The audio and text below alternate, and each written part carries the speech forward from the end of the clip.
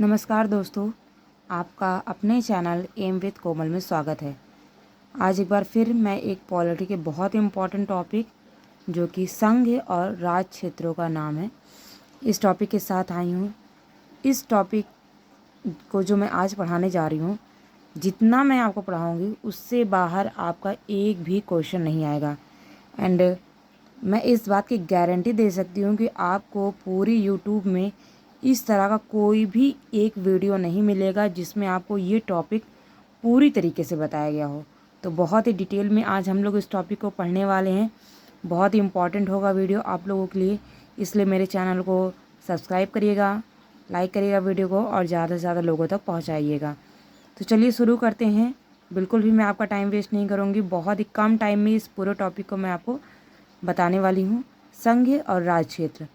तो संघ और राज क्षेत्र ये जो टॉपिक है ये हमारे भारतीय संविधान के भाग 1 में आता है।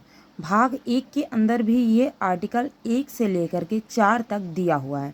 अब हम लोग आर्टिकल 1 से लेकर के 4 तक के सारे आर्टिकल को डिटेल में पढ़ेंगे। तो सबसे पहला इंपॉर्टेंट क्वेश्चन यही पूछा जाता है कि संघ और राज क्षेत्र किस भाग में आता है, तो आंसर होगा आपका भाग 1। कितने से कितने आर्टिकल तक है, तो आर्टिकल 1 से आर्टिकल 4।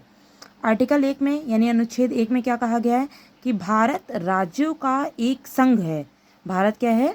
भारत राज्यों का एक संघ है। इसका मतलब कि सारे राज्य, भारत के सारे राज्य जुड़े हुए हैं। कोई भी राज्य अलग होने का अधिकार नहीं है, मतलब किसी भी राज्य को खुद से भारत से अलग होने का अधिकार नहीं है। भारत हमारा क्या है? राज्यों का परिसंघ है। ये बात कही गई है आर्टिकल 1 में। ये तो आप लोग जानते ही हैं कि वर्तमान में आपके 28 राज्य और 8 केंद्र शासित प्रदेश हैं।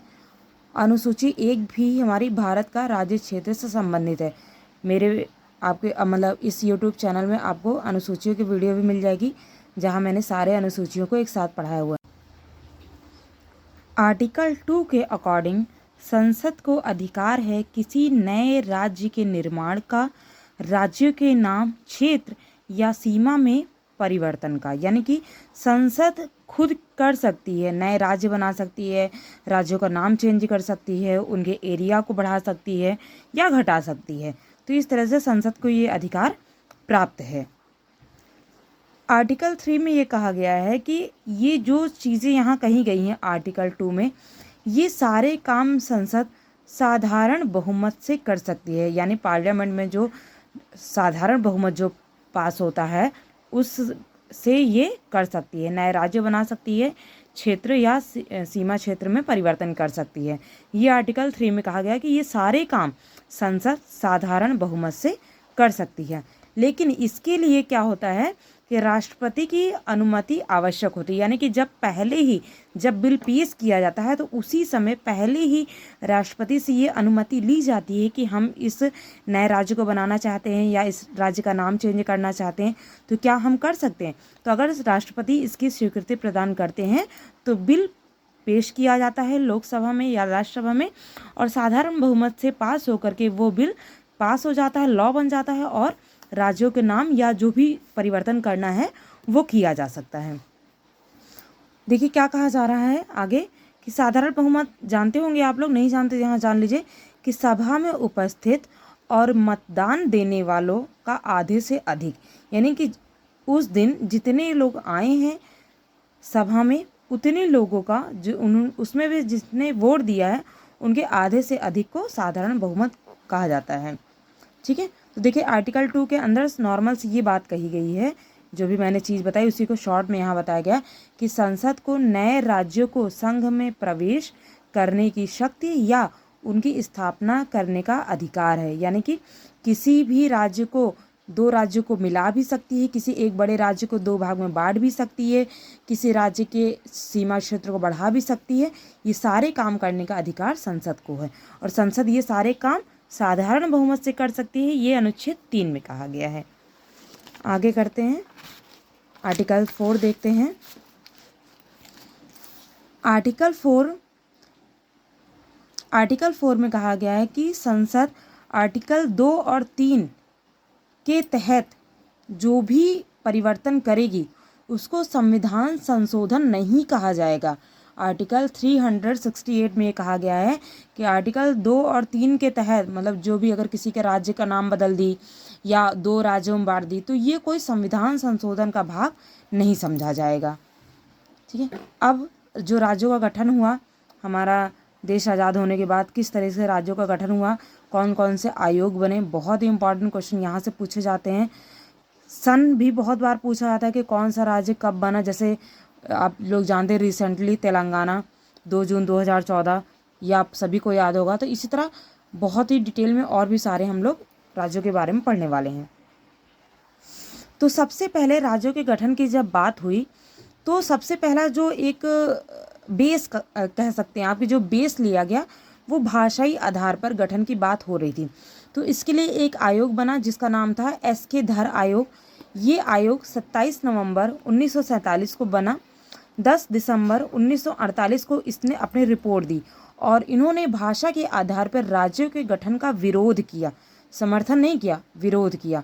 तो कब बना? 27 नवंबर 1947 को और 10 दिसंबर 1948 को इसने अपनी रिपोर्ट दी और इन्होंने भाषा के आधार पर राज्यों के गठन का विरोध किया।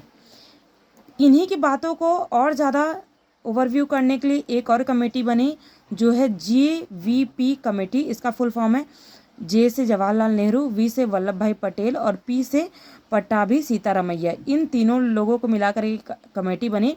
ये 1 अप्रैल 1949 को बनती है, अपनी रिपोर्ट देती है और इन्होंने भी भाषाई आधार पर राज्यों के गठन को विरोध किया। तो उसी समय तेलुगु भाषियों ने अपने एक अलग राज्य की मांग की थी और पुट्टी श्री रामालू इस वजह से मतलब अलग राज्य की मांग की वजह से भूख हड़ताल पर बैठे हुए थे और 56वें दिन उनकी डेथ हो जाती है क्योंकि भाषा के आधार पर यहाँ पास कोई भी समर्थन कर ही नहीं रहा था राज्यों के बनने का। तो ये भूख हड़ताल पर बैठे थे। 15 दिसंबर 1952 को इनकी डेथ हो जाती है। तो सबसे पहला ये क्वेश्चन कई बार पूछा जाता है कि सबसे पहला जो राज्य बना भाषाई आधार पे वो राज्य कौन सा था? तो वो राज्य था आंध्र प्रदेश। तो सबसे पहला भाषाई आधार पर गठित होने वाला पहला राज्य आंध्र प्रदेश था जो कि 1 अक्टूबर 1953 को बना। फजल अली आयोग भी बनाया गया था राज्यों के पुनर्गठन के लिए। इसे राज्य पुनर्गठन आयोग भी कहते हैं। इसमें फजल अली के साथ और जो मेंबर थे वो KM पन्नीकर, हृदयनाथ कुंजर और फजल अली थे। तो इन्होंने 30 दिसंबर 1955 को अपनी रिपोर्ट दी। इस रिपोर्ट के आधार पर राज्य पुनर्गठन आयोग 1956 पारित हुआ और इसके थ्रू इन्होंने 16 स्टेट और 3 यूनियन टेरिटरी बनाने के लिए कहा। इस रिपोर्ट के आधार पर उस समय 14 राज्य और 6 केंद्र शासित प्रदेश बनाए गए। उसके बाद 14 संविधान संशोधन से 1962 के, इसमें पांडिचेरी को एक केंद्र शासित प्रदेश बनाया गया। पांडिचेरी के अंदर आप लोग जानते हैं कि पांडिचेरी, माहे, कराईकल, यमन और ये मतलब सारी चीज़ें आती हैं इकट्ठे, कंबाइंडली इनको पांडिचेरी कहा जाता है। 1954 में ये बना। 1960 में गुजरात 15वें राज्य के रूप में बना। 1961 में जब पुर्तगालियों से गोवा और दमन दीव को मुक्ति मिली तो उन्हें केंद्र शासित प्रदेश बनाया गया। 1963 में नागालैंड 16वां राज्य बना, असम से अलग होकर ये बना। तो ये सब क्वेश्चन पूछे जाते हैं कि नागालैंड का गठन किस राज्य को से मतलब अलग करके बनाया गया था? तो असम से। ऐसे आप लोग याद रखेंगे, ठीक है। आगे 1959 में असम से ही अलग करके मणिपुर को एक उपराज्य बनाया गया। 1971 में हिमाचल प्रदेश को पूर्ण राज्य का दर्जा मिला। 1972 में मेघालय, मणिपुर, त्रिपुरा राज्य बने। 1974 में 35वें संविधान संशोधन से सिक्किम को सह राज्य का दर्जा दिया गया, लेकिन 36वें से इसको पूर्ण राज्य का दर्जा दे दिया गया। नॉर्थ साइड में 1966 में पंजाब से हरियाणा को अलग करके एक राज्य बनाया गया और उसी समय चंडीगढ़ को केंद्र शासित प्रदेश बनाया गया। 1987 में अरुणाचल प्रदेश और मिजोरम बना। 1987 में ही गोवा को राज्य का दर्जा दे दिया गया। 1 नवंबर 2000 में छत्तीसगढ़ 26वें राज्य के रूप में 9 नवंबर 2000 को उत्तराखंड 27वें राज्य के रूप में, और 15 नवंबर 2000 को झारखंड 28वें राज्य के रूप में बना। 2 जून 2014 यानी 2 जून 2014 को तेलंगाना को 29वें राज्य के रूप में बनाया गया। ये सारी चीज़ें करंट की हैं, ये बहुत ज़्यादा इंपॉर्टेंट हो जाती हैं, मोस्टली क्वेश्चन यहीं से पूछे जाएंगे।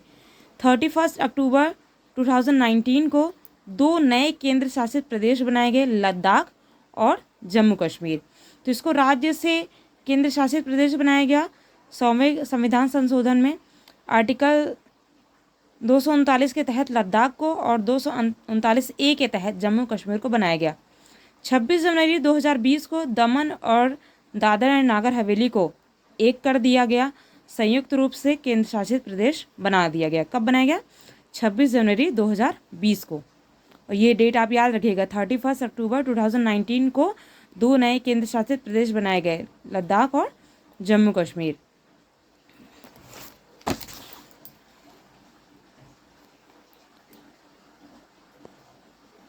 उनसठवें संविधान संशोधन 1991 से दिल्ली को NCR बनाया गया, और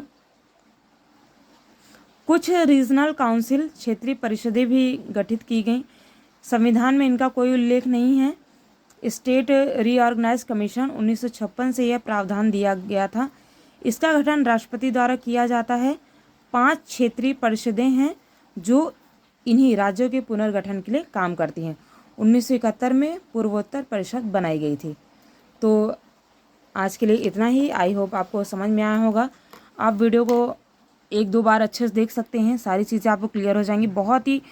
बहुत सारे क्वेश्चन इस टॉपिक से बनते हैं। आप किस लेवल का एग्ज़ाम दे रहे हैं उस पर डिपेंड करता है कि क्वेश्चन कितने ज़्यादा डीप में आएगा।